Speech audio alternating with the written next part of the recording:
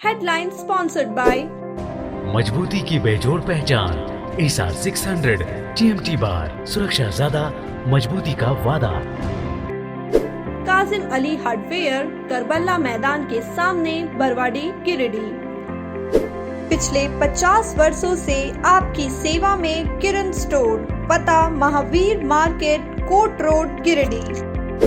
आपके बेहतर स्वास्थ्य का रखे ध्यान। Anand cure and care homeopathic clinic, पता डांडी डी, टुंडी रोड, गिरिडीह।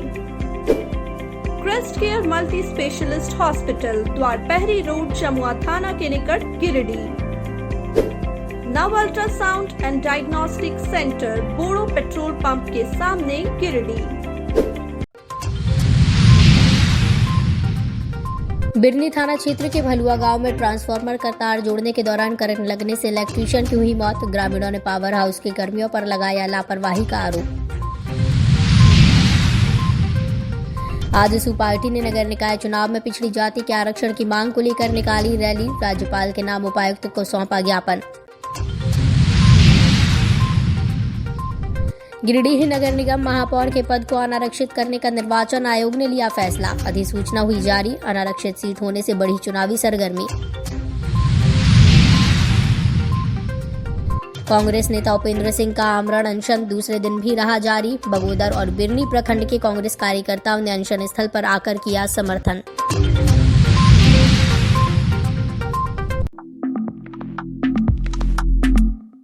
बिरनी थाना क्षेत्र के भलवा गांव में बिजली इलेक्ट्रीशियन की दर्दनाक मौत हो गई। बिजली इलेक्ट्रीशियन ट्रांसफर का तार जोड़ने के लिए चढ़ा था, तभी वह करंट प्रभावित तार की चपेट में आ गया और उसकी मौके पर ही मौत हो गई। मृतक की पहचान इलेक्ट्रीशियन सुशील कुमार के रूप में की गई है।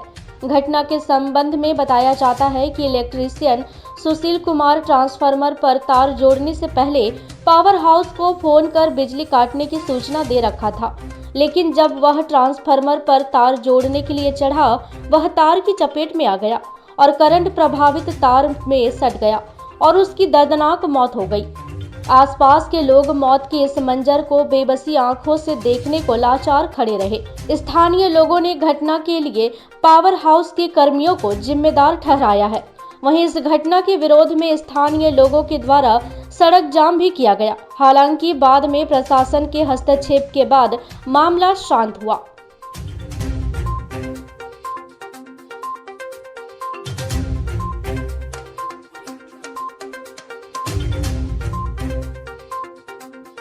जिस तरह से जानकारी मिल रहा है कि सुशील वर्मा जी निदान कंपनी के अंतर्गत वो काम करते थे और आज साइड डाउन लेकर वह बिजली का काम करने के लिए बिजली पोल पर चढ़े हुए थे। इसी दरमियान में बिजली का धारा प्रवाह कर गया और उनकी मौके वारदात पर मौत हो गई। सवाल यह खड़ा होता है कि अगर साइड डाउन ले के सुशील जी अगर काम करने के लिए चढ़े थे तो फिर बिजली प्रवाह कैसे हुआ। इससे स्पष्ट जाहिर होता है कि भरकट्टा पावर सब स्टेशन में जो कार्यरत ऑपरेटर था, उनकी लापरवाही की वजह से इनकी मौत हुई है। हम तो यही मांग करेंगे कि सर्वप्रथम ऑपरेटर पर मुकदमा दर्ज हो और बिजली विभाग इनको उचित मुआवजा दे, निदान कंपनी भी इन्हें मुआवजा दे और इनके फैमिली परिवार को एक नौकरी दे। मेरा यही मांग है।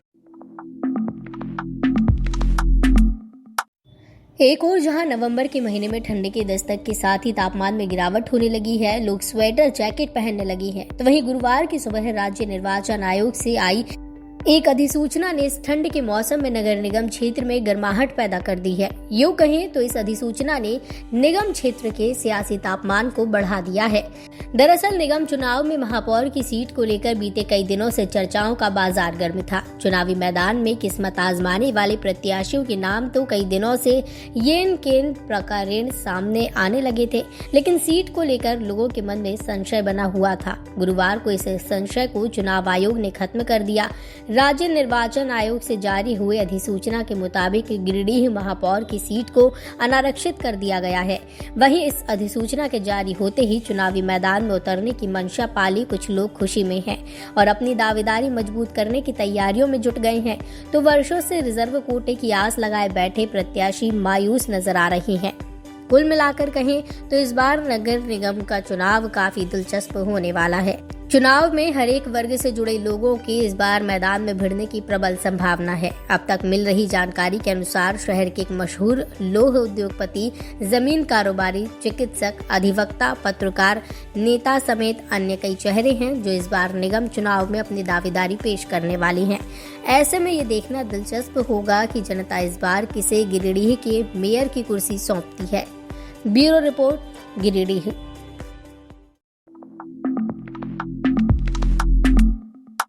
गिरिडीह सदर अस्पताल परिसर में जिला स्वास्थ्य समिति के द्वारा मोटरसाइकिल वितरण कार्यक्रम का आयोजन किया गया। कार्यक्रम में मुख्य अतिथि उपायुक्त नमन प्रियेश लकड़ा के द्वारा भी बीडी कार्यक्रम के पर्यवेक्षण एवं क्षेत्र भ्रमण हेतु मलेरिया टेक्निकल सुपरवाइजर व हेल्थ स्टाफ को GFATM मद से मोटरसाइकिल दिया गया। इस दौरान कार्यक्रम को संबोधित करते हुए उपायुक्त ने कहा कि मलेरिया टेक्निकल सुपरवाइजर एवं हेल्थ स्टाफ को फील्ड विजिट एवं सर्वे हेतु नई मोटरसाइकिल की आवश्यकता है, जिसको देखते हुए इनके बीच मोटरसाइकिल का वितरण किया गया। उन्होंने बताया कि MTS में एक महिला स्टाफ को भी ड्यूटी उपलब्ध कराया गया है। 2 पहिया वाहन मुहैया कराने के पश्चात स्वास्थ्य विभाग के कार्यों में तेजी लाई जा सकेगी। उपायुक्त ने कहा कि सभी स्टाफ को निर्देश दिया गया है कि वे क्षेत्रों का भ्रमण करते हुए आपसी समन्वय स्थापित करते हुए एवं अच्छे ढंग से फील्ड विजिट एवं सर्वे का कार्य करना सुनिश्चित करेंगे। इसके अलावा उपायुक्त ने मानव संसाधनों की कमी के बारे में बताया कि स्वास्थ्य विभाग का प्रयास यही है कि आपसी समन्वय स्थापित करते हुए सभी कार्यों को संपादित किया जाए ताकि कहीं भी मानव संसाधन की कमी दिखाई न पड़े तथा आम जनों को किसी भी प्रकार की असुविधा न हो। उन्होंने कहा कि स्वास्थ्य विभाग मिशन मोड में कार्य करेगा। कार्यक्रम में सिविल सर्जन, DPM, NHM व अन्य स्वास्थ्य विभाग के अधिकारी व कर्मी मौजूद थे।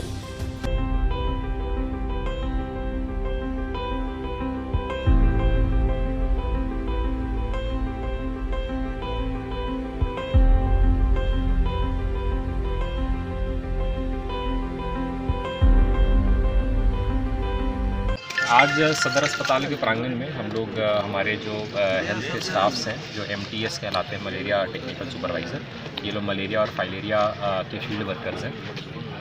तो हम लोगों ने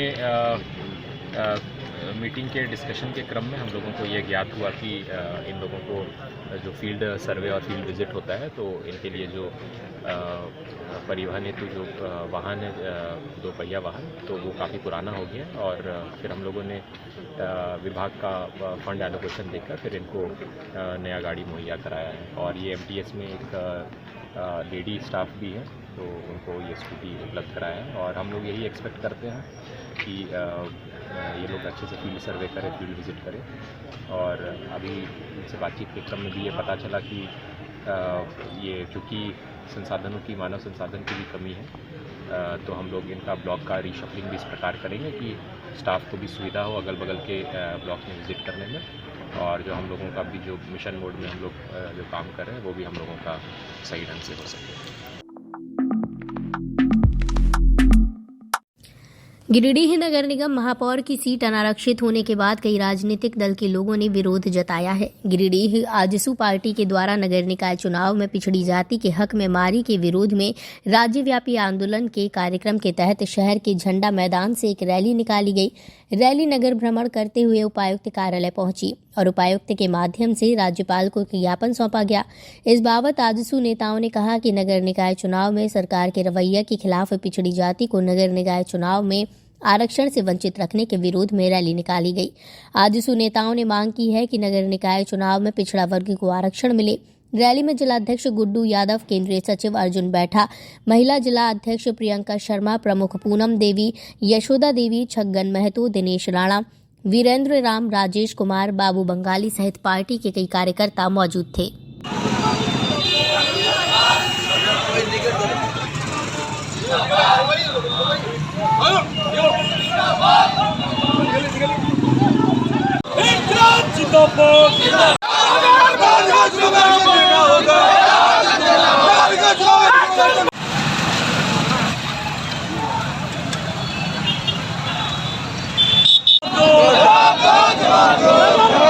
जिसकी जितनी संख्या मांगी, जिसकी जितनी संख्या मांगी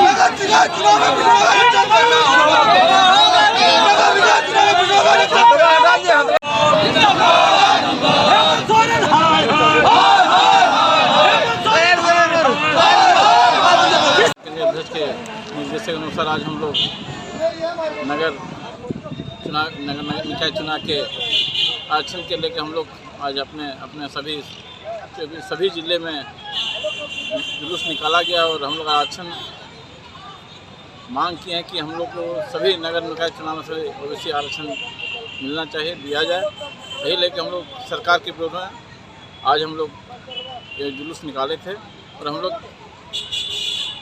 माननीय उपायुक्त महोदय के द्वारा हम लोग माननीय राज्यपाल को भेजने का काम करेंगे। पूर्व उपायुक्त राहुल कुमार सिन्हा व पूर्व डीएसओ सह वर्तमान में एनडीसी डॉक्टर सुदेश कुमार के खिलाफ सीबीआई जांच की मांग को लेकर कांग्रेस के प्रदेश प्रतिनिधि उपेंद्र प्रसाद सिंह का झंडा मैदान में आमरण अनशन गुरुवार को दूसरे दिन भी जारी रहा। उपेंद्र सिंह के समर्थन में कांग्रेस के बगोदर और बिरनी प्रखंड के सैकड़ों कार्यकर्ता झंडा मैदान पहुंचे और उनकी मांगों को जायज ठहराते हुए उनका समर्थन किया। इस संबंध में उपेंद्र सिंह ने कहा कि वो अपनी मांगों को लेकर अनिश्चितकाल तक आमरण अनशन पर बैठे रहेंगे। उन्होंने कहा कि गिरिडीह में पीडीएस सिस्टम में बड़े पैमाने पर भ्रष्टाचार हावी है और इसकी जांच पूरी तह तक होनी चाहिए। उन्होंने कहा कि गरीबों का राशन पदाधिकारी और डीलर बिचौलियों के साथ मिलकर झड़प रहे हैं। उन्होंने ये भी कहा कि जब तक पूर्व डीएसओ के खिलाफ कार्रवाई नहीं होती तब तक उनका आंदोलन जारी रहेगा और वो पूरी मुस्तैदी के साथ इन भ्रष्टाचारियों के खिलाफ लड़ते रहेंगे। ये देखो ना।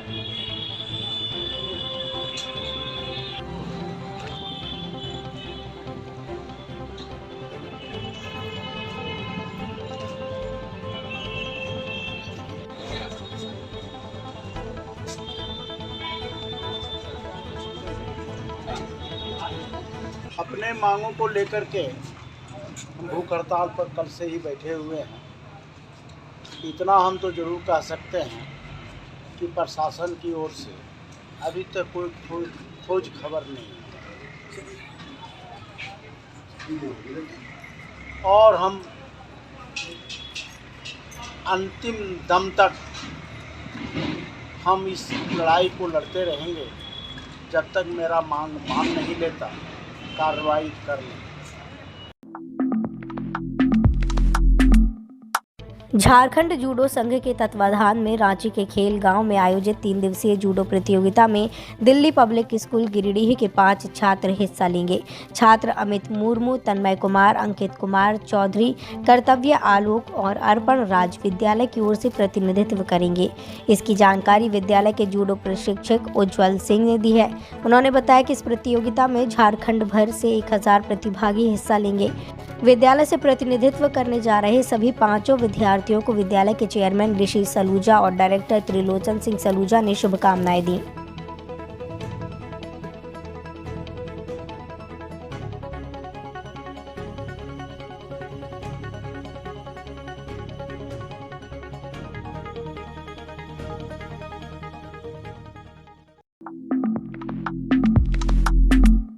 तीसरी चंदोरी मुख्य मार्ग पर बरमसिया में गुरुवार को बाइक असंतुलित होने से एक महिला गंभीर रूप से घायल हो गई। बताया गया कि लोकाई जमामो निवासी राजेश शर्मा की पत्नी चंद्रमा देवी अपने भतीजे दीपक के साथ बाइक पर सवार होकर तीसरे स्थित एक निजी विद्यालय में अपने बेटे का नामांकन करवाने जा रही थी। तभी बरमसिया में चंद्रमा देवी चलती बाइक से गिर पड़ी। इस दौरान तीसरे प्रखंड 20 सूत्रीय अध्यक्ष मोहम्मद मुनीबुद्दीन उसी रास्ते से गुजर रहे थे। तभी उन्होंने चंद्रमा देवी को घायल अवस्था में देखा, जिसके बाद उन्होंने एम्बुलेंस के लिए 108 नंबर पर कॉल किया। कॉल पर उन्हें बताया गया कि एम्बुलेंस के आने में लगभग 1 घंटे का समय लगेगा, जिसके बाद 20 सूत्रीय अध्यक्ष ने अपनी बाइक पर ही घायल चंद्रमा देवी को तीसरी स्वास्थ्य केंद्र लाया, जहां डॉक्टर जैनेन्द्र व स्वास्थ्य कर्मी चंदन कुमार ने घायल चंद्रमा देवी का इलाज कर बेहतर इलाज के लिए गिरिडीह सदर अस्पताल रेफर कर दिया। बता दें कि सरकार द्वारा तीसरे प्रखंड के लिए दी गई 108 एम्बुलेंस आपातकालीन निःशुल्क सेवा लगभग 18 दिनों से खराब पड़ी हुई है, लेकिन अब तक संबंधित अधिकारियों ने इसकी सुध नहीं ली है, जिसके कारण स्वास्थ्य केंद्र तीसरी के मरीजों के लिए कभी देवरी तो कभी गांवा से एम्बुलेंस भेजा जाता है, जिसमें काफी समय भी लगता है और मरीजों को आपातकालीन सेवा के लिए काफी दिक्कत का सामना करना पड़ रहा है।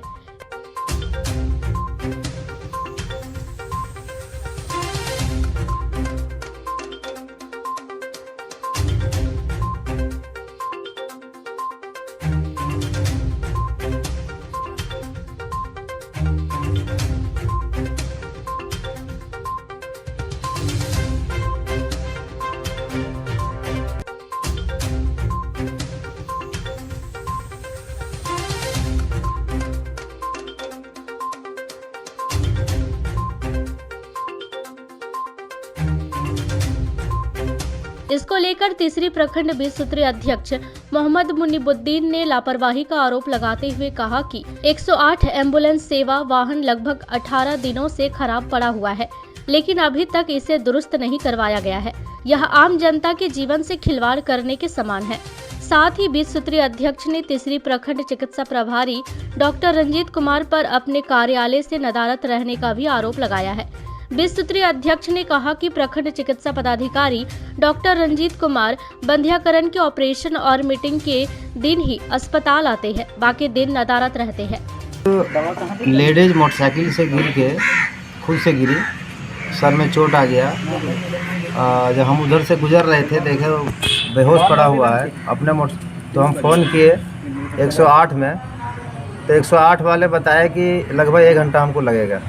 वैसे हालत को देखते हुए हम अपना मोटरसाइकिल पर बैठा के तीसरी स्वास्थ्य केंद्र लाए, यहाँ डॉक्टर इलाज कर रहे हैं। और यहाँ पे पता किया गया कि एम्बुलेंस यहाँ जो है वो क्या हुआ, तो पता चला ख़राब है।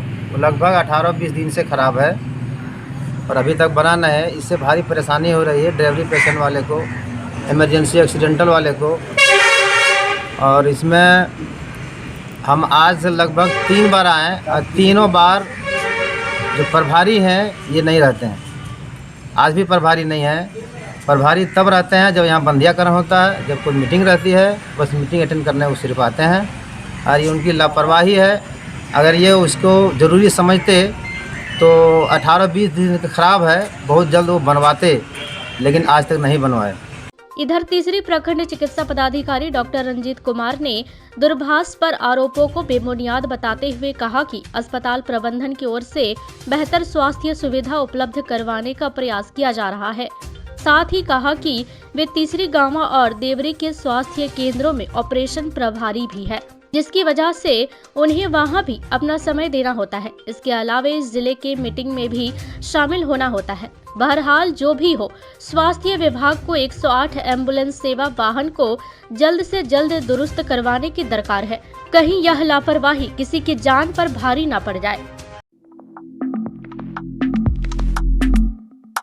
बेंगाबाद के कर्णपुरा में गुरुवार को बिहार के ग्रामीण विकास एवं संसदीय मंत्री सह झारखंड जदयू के प्रदेश प्रभारी श्रवण कुमार का आगमन हुआ। पार्टी कार्यकर्ताओं के द्वारा उनके स्वागत के लिए सभा का आयोजन किया गया।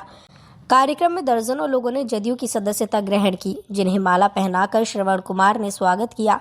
मौके पर श्रवण कुमार ने कहा कि झारखंड में जदयू को फैलाने का काम शुरू कर दिया गया है।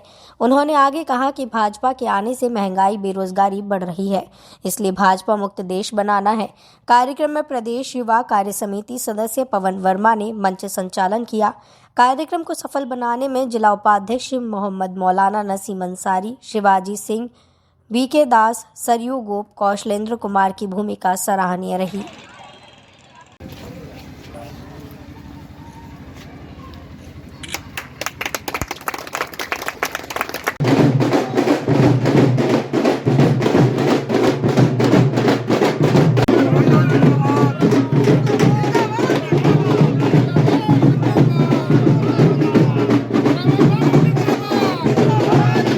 बिहार की तरह दिल्ली को भी बनाएंगे, जो हमारे महात्मा गांधी सोचते थे, सरदार पटेल सोचते थे।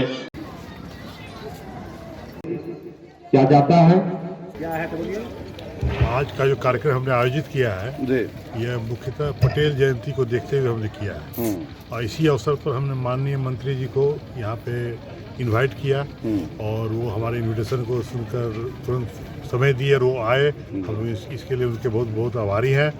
और इसके साथ ही एक और हमारा उद्देश्य था कि इसी बहाने जनता दल यूनाइटेड का ये प्रचार हो और एक संगठन के बारे में भी कुछ चर्चाएं हो जाए, यही हम लोग का एक उद्देश्य था। मिडवे गिर रिसोर्ट में एक स्वागत समारोह माननीय बिहार सरकार के ग्रामीण विकास मंत्री श्री श्रवण बाबू का स्वागत समारोह इस जगह पर रखे हुए हैं, जो कि दूर दराज से सभी जगहों से आज जनता दल यूनाइटेड की नीति सिद्धांत को देखकर इतना भीड़ इकट्ठा हो चुके हैं और हजारों लोग आज इस जनता दल यूनाइटेड के सिपाही, सच्चे सिपाही बनने के लिए उत्सुक हैं। सभी के चेहरे पर खुशी है कि जिस तरह से बिहार सरकार ने, हमारे पड़ोसी राज्य ने यहाँ दारू बंद करके चाह रहे हैं कि झारखंड का भी माहौल उसी तरह से, देखिए महिला लोग का भीड़ उमड़ पड़ा है, कारण कि इससे सब जान रही है कि यदि झारखंड में भी शराबबंदी लागू हो जाए तो बिहार के तर्ज पर भी हम लोग खुशी रहेंगे। सबका सोच यही है। तक झारखंड में जनता दलियों को फैलाने की बात है तो यह काम हम लोगों ने शुरू कर दिया है और राज्य स्तर पर एक कार्यक्रम सम्मेलन करके कार्यकर्ताओं को संदेश दिया है कि झारखंड में भी बिहार की तरह अपने संगठन को बढ़ाना है, मजबूत करना है। सदस्यता अभियान भी चला है, अब तो संगठन का चुनाव भी हो रहा है और झारखंड में बिहार के जो मॉडल है उस मॉडल के तहत हमें काम करने का यहाँ के लोगों ने आशीर्वाद दिया, यहाँ के लोगों ने समर्थन दिया, सहयोग दिया। तो यहाँ पर भी झारखंड बिहार के तौर पर झारखंड के मॉडल, बिहार के मॉडल को यहाँ पर उतारने की कोशिश करेंगे, प्रयास करेंगे। और हम सबके नेता आदरणीय नीतीश कुमार जी जो बिहार के लोकप्रिय मुख्यमंत्री हैं, वो चाहते ये है कि देश में इतनी महंगाई बढ़ गई है कि 70 सालों में जितनी महंगाई देश में नहीं थी उससे ज़्यादा महंगाई आज देश में 8 सालों में पैदा हुआ है। तो महंगाई के खिलाफ, बेरोज़गारी के खिलाफ और असतता के खिलाफ एक राष्ट्रीय स्तर पर महागठबंधन बने और उस महागठबंधन के नेतृत्व में देश में एक बड़ा आंदोलन हो और आंदोलन करके भाजपा मुक्त भारत बनाने के लिए 2024 के लिए संकल्प लिया जाए। Lions club of Giridih elite के द्वारा गुरुवार को LIC कार्यालय के समीप मधुमेह एवं यूरिक एसिड जांच का निःशुल्क कैंप लगाया गया। कैंप में 200 से अधिक लोगों का जांच किया गया। इस संबंध में क्लब अध्यक्ष लायन धर्म प्रकाश ने कहा कि विश्व में मधुमेह रोगियों की संख्या 425 मिलियन और भारत में मधुमेह रोगियों की संख्या 62 मिलियन से अधिक है। ऐसे में लोगों को मधुमेह रोग से बचने के लिए यथासंभव प्रयास करना चाहिए। लोग खान पान में नियंत्रण रखें तथा फिजिकल एक्टिविटी को बढ़ाने से मधुमेह को हम परास्त कर सकते हैं। कार्यक्रम में संजय कुमार सिंह, दशरथ प्रसाद, राजेश कुमार गुप्ता, राहुल कुमार, अरुण कुमार साहू, परमजीत सिंह छाबड़ा, विकास गुप्ता, मशरूल सिद्दीकी, राहुल प्रसाद सहित क्लब के कई सदस्य मौजूद थे।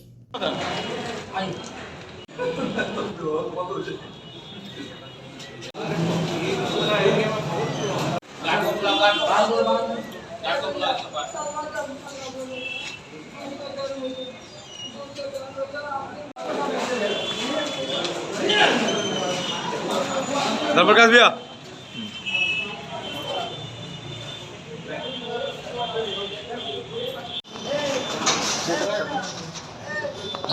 Lions club of Giridih elite के द्वारा LIC गेट पे आज डायबिटीज और यूरिक एसिड निःशुल्क जांच शिविर लगाया गया है। हमारा जांच शिविर लगाने के पीछे मकसद यही है कि हम लोगों को अवेयर करें किस प्रकार वो डायबिटीज और यूरिक एसिड से बच सके। हम सभी जानते हैं कि अभी भारत में नहीं पूरे विश्व स्तर पे मधुमेह की बीमारी जो है एक महामारी का रूप ले रही है। 1980 के बाद अभी मधुमेह के रोगियों की संख्या पूरे विश्व स्तर पर दुगनी हो चुकी है। अगर हम भारत की बात करते हैं तो भारत विश्व का सबसे अधिक मधुमेह रोगियों की संख्या में दूसरे स्थान पर है और प्रति वर्ष हमारे देश में लगभग 40,000 लोग मधुमेह से प्रभावित हो रहे हैं। पूरे विश्व में 1.3 मिलियन लोग प्रत्येक वर्ष मधुमेह का नया रोगी के रूप में चिन्हित होते हैं। ऐसे में लोगों को अवेयर होना जरूरी है। लोग कैसे बचे मधुमेह से, अपना खान पान कैसे सुधारे, फिजिकल एक्टिविटी बढ़ाएं जिससे मधुमेह का कम से कम लोग ग्रसित हो। हम सभी जानते हैं कि भारत के लोग, भारतीय लोग जो है अपने मन से कभी भी जांच कराने नहीं जाते हैं। इसलिए Lions club of Giridih elite ने तय किया है कि विभिन्न जगहों में जाकर हम कैंप लगाएंगे और लोगों को अवेयर करेंगे और लोगों का डायबिटीज टेस्ट करेंगे। शहरी क्षेत्र के गुलशन ए तैयबा मदरसा में नवचयनित हाफिज को सम्मानित किया जाएगा, जिसकी जानकारी मदरसा के प्रिंसिपल मौलाना इस्माइल ने प्रेस वार्ता कर दी। उन्होंने बताया कि 18 नवंबर को रात 8 बजे मदरसा के 10 नए चयनित हाफिज को सिर पर दस्तार और सर्टिफिकेट देकर सम्मानित किया जाएगा, जिसको लेकर एक जलसे का भी आयोजन किया जाएगा। जलसे में पूर्व मेयर ऑफ पार्लियामेंट मौलाना गुलाम रसूल, मौलाना जिक्रुल्लाह बरेली, जाहिद रजा बनारसी, दिलबर शाही शामिल होंगे। प्रेस वार्ता में हाफिज शाहबाज, मौलाना हारून रशीद, तारी शाबिर, मौलाना मुशर्रफ, कारी रिजवान मौजूद थे।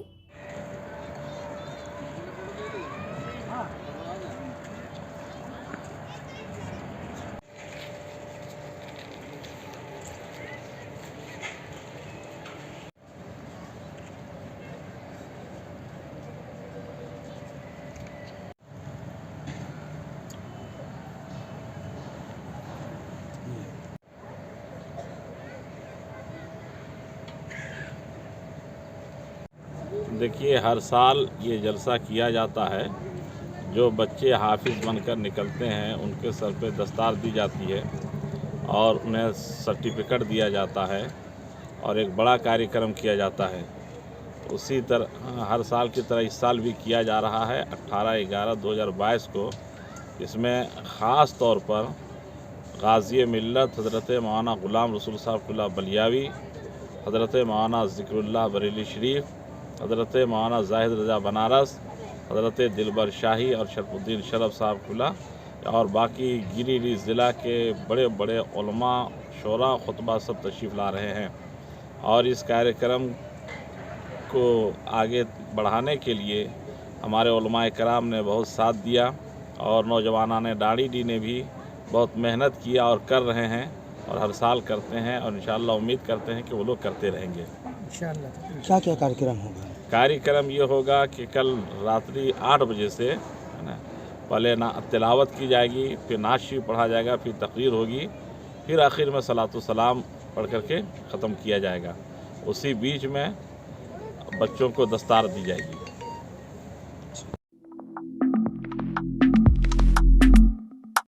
गांवा पंचायत भवन में गुरुवार को मुखिया कन्हैया कुमार की अध्यक्षता में एक आम सभा का आयोजन किया गया।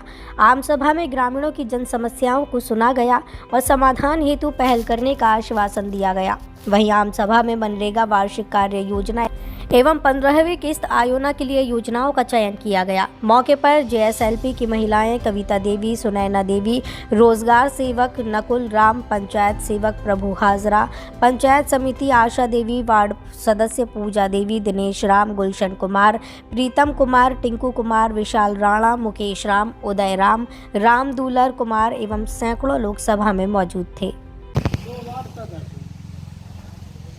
पंचायत द्वारा नामित एक मनरेगा में पंचायत द्वारा नामित जल सहिया एवं सहिया उपस्थित ग्रामीणों एवं जनप्रतिनिधियों के द्वारा चल रहा है, लेकिन 1 फीट के बगल में पानी का धारा नहीं चल रहा है। तो इस तरह से जो सैटेलाइट और जो हमारे जो ऐप है, जो यंत्र है, उसको यूज करके हम लोग प्रोग्राम को इम्प्लीमेंट करेंगे, धरातल को उतारने का करेंगे। इसके तहत हम लोग के जो कि मेनली काम जो होता है मनरेगा के तहत, आप लोग सबको जानते होंगे कि 2-3 चीज़ें जो आज गाँव पंचायत भवन के बगल में ग्राम गाँवा के लिए ग्राम सभा का आयोजन किया गया, जिसमें हमारे गाँव के ग्रामीण के साथ साथ हमारे जनप्रतिनिधि, वार्ड सदस्य, पंचायत समिति, पूर्व मुखिया और सारे ग्रामीण लोग उपस्थित हुए। उपस्थित होने के साथ जो प्रोसीडिंग है, हम लोग लिखने के बाद सारे लोग सिग्नेचर अपना करवा के, और जिनको जो भी योजना का ज़रूरत है, जो ज़रूरी है, वो सब लोगों से अपील किया गया है और सारे लोग अपने अपने इच्छा अनुसार जिनको जो ज़रूरी है उस तरह का योजना को रजिस्टर पे चढ़ाया जा रहा है 2023-24 के लिए। चूँकि आने वाला समय में जो अभी जब चढ़ा रहेगा योजना, फिर जिनको जो कल्याणकारी योजना ज़रूरी रहेगा उसको प्राथमिकता दे के उस पर काम किया जाएगा। तो ये था हमारा आज का अंक। अगले अंक में फिर से होगी मुलाकात कुछ ताजा तरीन खबरों के साथ। तब तक के लिए दीजिए पूरी टीम को इजाजत। नमस्कार।